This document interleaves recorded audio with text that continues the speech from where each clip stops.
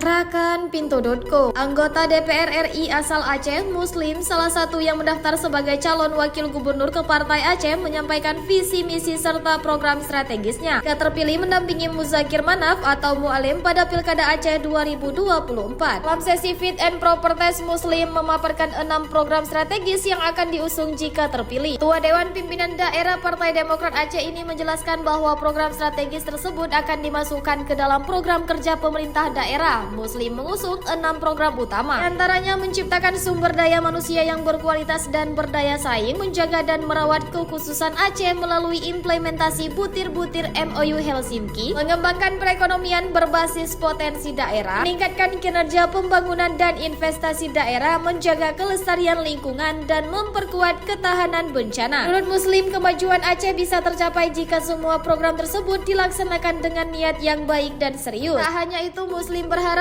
Partai Demokrat dan Partai Aceh dapat berkolaborasi dalam Pilkada 2024, baik di tingkat kabupaten kota maupun tingkat provinsi.